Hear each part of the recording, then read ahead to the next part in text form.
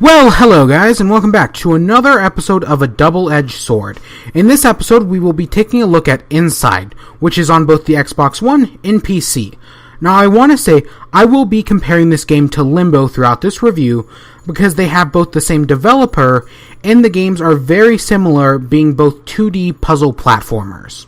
Disclaimer, none of the footage used in this video is my own. It is either taken from a trailer, a preview, or just some random footage I found on the internet.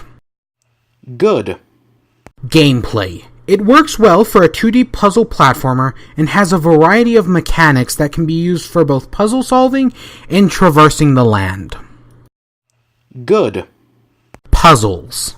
While they're not very hard, they are still interesting, and definitely more advanced than any of the puzzles in Limbo. Good. Graphics. The game is stylized in such a way as to create a bleak atmosphere in the world around you, and even though they are simple, you are still able to perceive the depressing aura the game is going for. Good.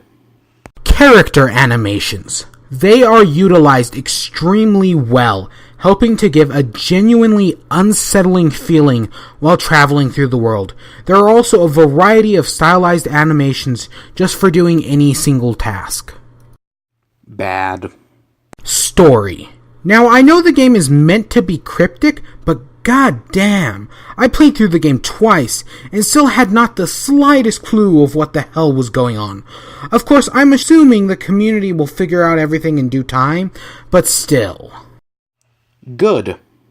Setting. Now, it's easy to say the setting is this post-apocalyptic dystopian city, but I don't think that really covers it. If anything, it reminds me more of a zombie apocalypse, but not your traditional zombie apocalypse. No, more like how the government is using the media to brainwash people type of zombie apocalypse. Good. Sound design. The game actually has little to no music, but makes up for it with great ambience and well-utilized sound effects. Good. Ending. Now, I'm not going to spoil anything, but let's just say things get really interesting and shit gets crazy. Bad. Replay value. One playthrough of the game will last you around 3.5 hours. But there are also these mine-esque objects scattered through the world that you can disable to get a secret ending. But other than theorizing, there's really nothing else to do. Now, I've mentioned Limbo multiple times throughout this video because there is such a strong comparison between the two, especially because they're made by the same developer. But in all honesty, I like Inside more than I like Limbo. Everything that Limbo did, Inside also does, but it usually takes one step beyond.